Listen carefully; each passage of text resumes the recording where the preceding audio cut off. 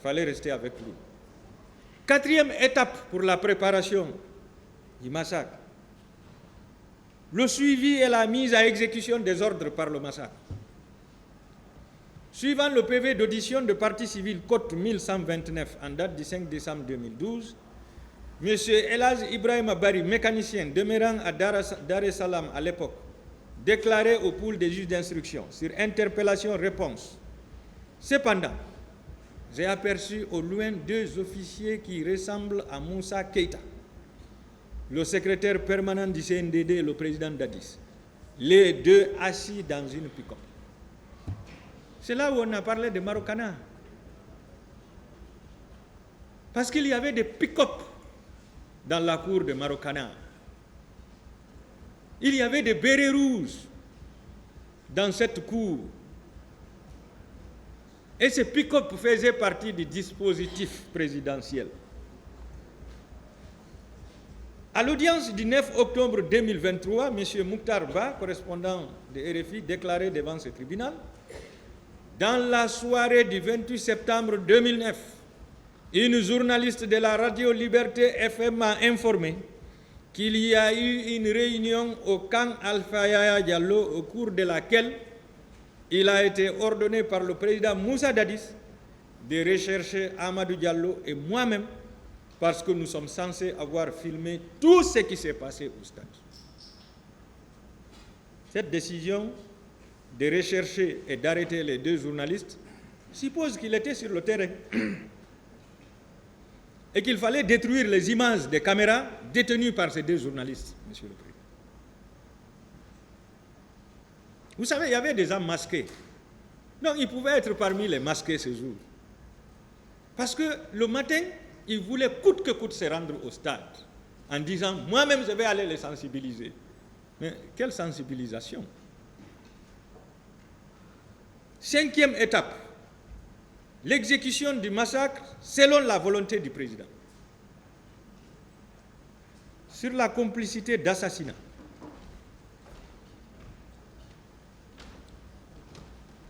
Je prends le PV d'audition de partie civile Côte 1060 en date du 11 septembre 2012 de Mme Mariama Baïlo Diallo, marchande, domiciliée au quartier Dixine École Rail à l'époque, qui déclarait au pool des juges d'instruction: le 28 septembre 2009, étant à côté des leaders politiques, un militaire m'a ordonné de descendre. Une fois en face de lui, il m'a poignardé avec la baïonnette de son fusil pour me percer au ventre. Par la suite, un autre m'a tapé sur l'épaule, ce qui paralysa complètement ma main droite. Ensuite, j'ai reçu une balle dans ma cuisse gauche. Étant dans l'impossibilité de quitter les lieux, j'étais obligé de rester avec les cadavres qui étaient autour de moi. C'est sur les lieux que ma copine a trouvé la mort par suite des fusillades. C'est dans ces circonstances que le vieux Thierno Tidiane de Dionfo a été gravement blessé. Là où ils sont, ils peuvent se rappeler. En plus de ces vieux, il y a un autre qui est mort à côté de moi, du nom de Mamoudou. Personnellement, je suis resté avec les cadavres à l'enceinte du stade jusqu'à 19h30, heure à laquelle la Croix-Rouge est venue ramasser les cadavres. C'est lorsque le médecin a compté 47 cadavres. J'ai levé la tête pour lui dire qu'il y a 46 parce que moi, je ne suis pas morte. Donc le médecin compte 47, elle lève la tête, elle dit non, il y a 46. Il n'y a pas 47. C'est ainsi que le médecin m'a conseillé de rester parmi ces cadavres. Et par la suite, ils sont venus nous ramasser tous pour l'hôpital. Et c'est à l'hôpital que j'ai été retiré parmi ces cadavres pour mon hospitalisation. Donc, les 46 cadavres que j'ai parlé, ils viennent de la déclaration de cette dame, Monsieur le Président. Plus loin encore, elle déclare que c'est Dadis qui est responsable de ces crimes. Parce qu'un militaire m'a répondu pourquoi il me frappait, en disant que c'est Dadis qui leur a dit de nous tuer tous. Donc, c'est-à-dire, ceux-là que vous avez envoyés au stade, ils étaient tellement sûrs d'eux à tel point qu'ils ont même raconté le secret. Ils ont même livré le secret à leurs victimes. Ils n'ont pas pu cacher. Mais c'est le péché qui les a pris. C'est le péché, Monsieur le Président. Complicité d'assassinat, destruction d'organes humains et dissimulation de corps. Suivant PV d'audition de partie civile, code 1055 en date du 10 septembre 2012. M. Mamadou Saliou Diallo, marchand domicilié au quartier Koloma à l'époque, déclarait devant le pool des juges d'instruction: je porte plainte pour coups et blessures volontaires et pillage. En effet, en tant qu'agent du maintien d'ordre de mon parti, l'UFDG, le 28 septembre 2009, je me suis rendu au stade pour le maintien de l'ordre. Lorsque les leaders sont rentrés, un car plein de personnes habillées en t-shirt est entré dans le stade. 2 personnes sont descendues de ce car pour se poster. Soudain, des agents sont rentrés et nous avons entendu des crépitements de balles. C'est à cette occasion que j'ai été attaqué par les 2 personnes qui étaient postées. D'ailleurs, l'une d'elles possédant un couteau m'a poignardé à ma main gauche. C'est en voulant me défendre, en esquivant le coup du second, que j'ai reçu une balle qui a traversé ma cuisse gauche. Malgré tout, j'ai reçu également un coup de crosse au dos. Ça, c'est douloureux, un coup de crosse. Mais c'est la mort.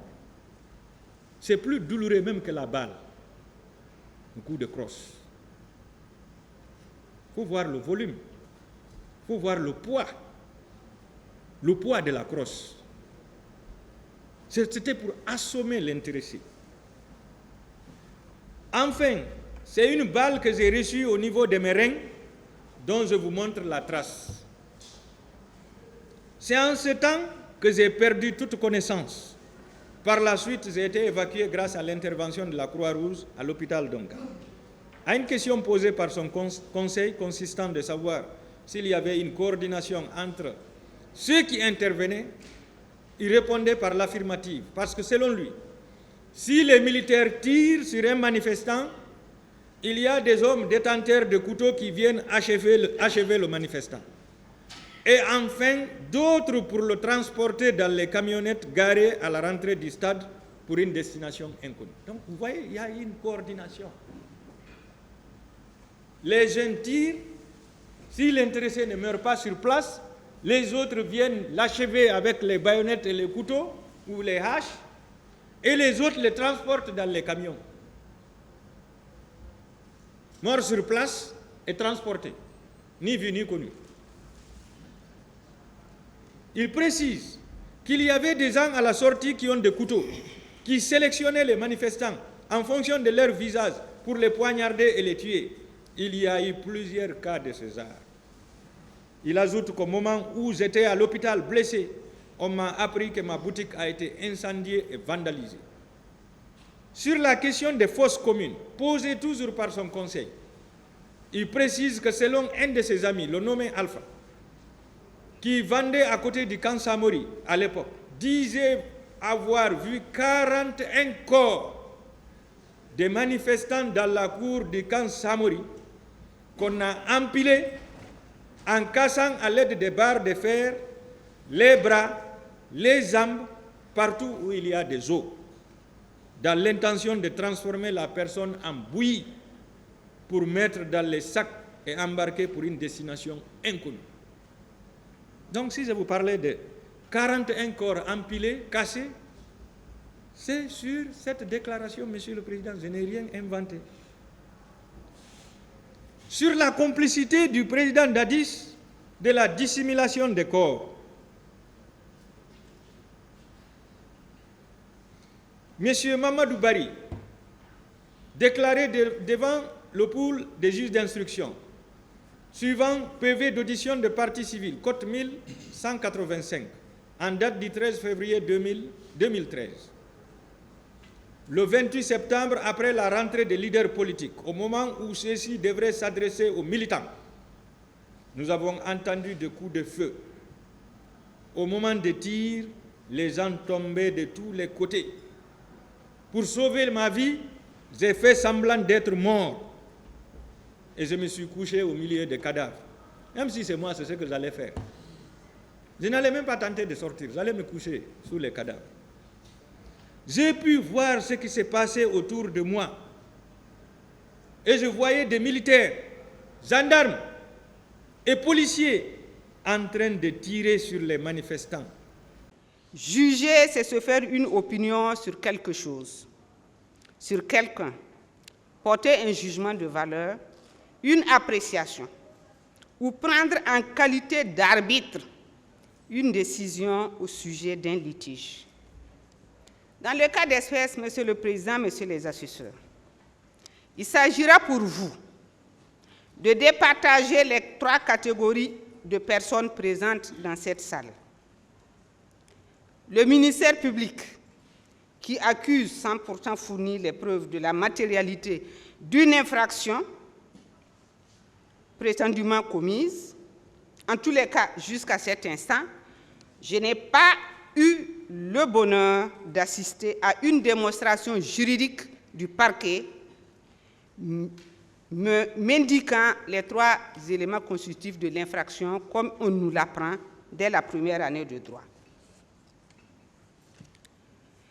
Monsieur le Président, nous avons les parties civiles qui demandent des réparations sur la base des dommages qu'elles auraient subis. Je dis bien des dommages qu'elles auraient subis, parce que rares sont les personnes dans cette salle, en qualité de partie civile, qui ont donné à votre juridiction tous les moyens d'appréciation objective du préjudice dont chacun se prévaut. Les accusés, comme le capitaine Moussa Dadis Camara et bien d'autres qui ont, depuis l'ouverture de ce procès, livré leur part de vérité sur les événements du 28 septembre 2009, que le parquet poursuit avec acharnement, alors que le dit parquet reste impuissant à administrer la preuve juridique de l'existence de telles infractions à leur encontre. Monsieur le Président, certains ont pris.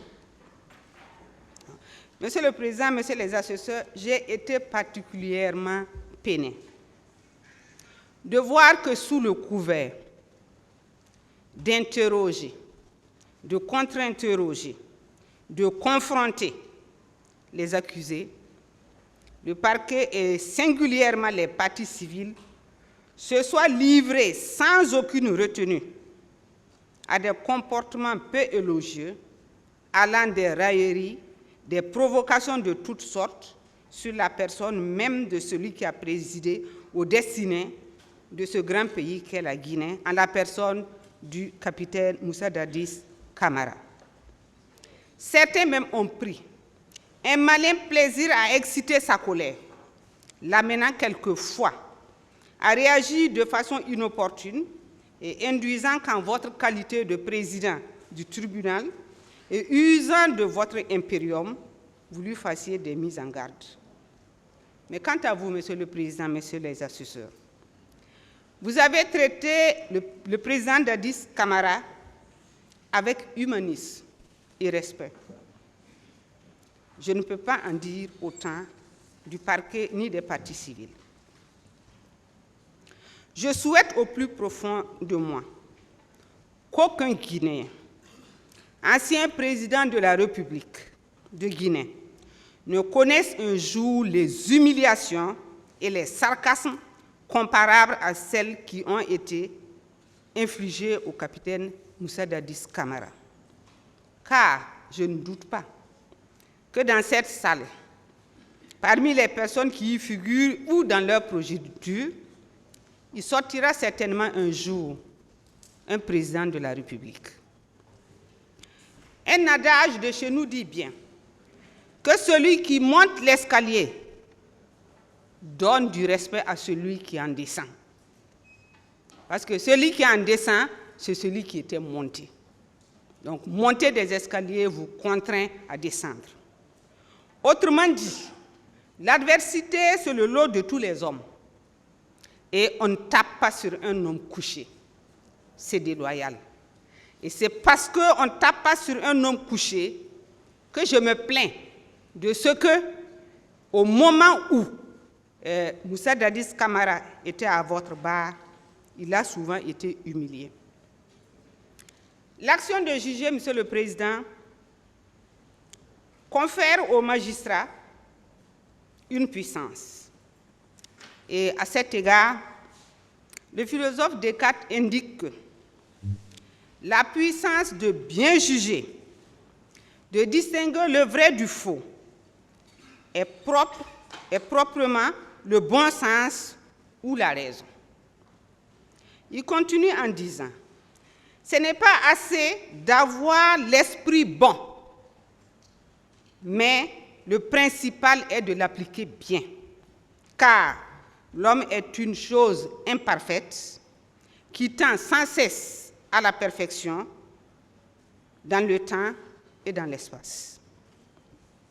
Il dit enfin que pour atteindre la vérité, il faut une fois dans sa vie se défaire de toutes les opinions qu'on a reçues et reconstruire un nouveau système de ses connaissances. Autrement dit, la vérité, Monsieur le Président, Messieurs les assesseurs, ne saurait s'accommoder ni des opinions racolées dans la cité, ni des idées préconçues que l'on pourrait avoir reçues, mais reposer sur le nouveau système de connaissances que vous vous êtes forgé depuis 19 mois que dure ce procès. Le niveau de connaissance que vous aviez des parties, de la procédure, des parties civiles et des accusés, au moment où vous débutiez ce procès, a certainement évolué à l'épreuve de l'interrogatoire, des confrontations, des auditions, allant du plus crédible, de l'audition des témoins, allant du plus crédible à l'affabulateur, en passant par le narcissique et même le mythomane. Monsieur le Président, j'ai regardé des témoins ici, je me suis demandé pourquoi ils témoignaient. Tellement on sentait en eux un désir de honnir, un désir d'humilier, un désir de déconstruire la vie de quelqu'un. C'est la sommation de tous ces éléments-là, Monsieur le Président, Messieurs les assesseurs, confrontés aux réquisitions du parquet, en ce que les dites réquisitions ont été prises conformément à la loi applicable devant vous, qu'il vous appartiendra, Monsieur le Président, Messieurs les assesseurs, en faisant appel à votre intime conviction et indubitablement à votre serment que vous devez juger. Monsieur le Président, Messieurs les assesseurs, permettez-moi de rappeler à votre auguste juridiction que le capitaine Moussa Dadis Camara a été inculpé définitivement par l'ordonnance 007/17 du 29 décembre 2017, prise par le pool des juges d'instruction siégeant à la cour d'appel de Conakry et renvoyé devant vous pour être jugé. Ceci après une tentative infructueuse, une énième tentative infructueuse du parquet de faire requalifier les faits. Au terme de cette ordonnance, Monsieur le Président, le capitaine Moussa Dadis Camara est poursuivi pour violation des articles 19 et 20 du Code pénal guinéen, en vigueur depuis le 26 octobre 2016, et ces préventions figurent à la page 26 plutôt, de l'ordonnance.